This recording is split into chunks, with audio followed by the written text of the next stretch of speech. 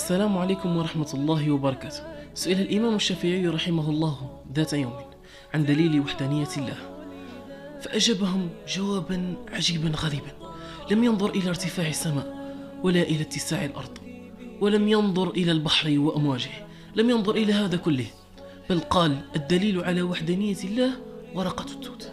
فتساءلوا كيف يعني دليل وحدانية الله ورقة التوت؟ قال تأكلها الشاة فتخرجها لبنا نديا، وتأكلها الدودة فتخرجها حريرا طريا، وتأكلها الغزالة فتخرجها مسكا نقيا، تأكلها النحلة فتخرجها عسلا شهيا.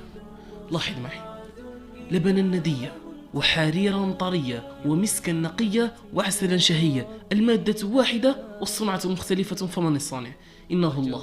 إنه الله الواحد الأحد الفرد الصمد، عن خالق الأكوان أتحد.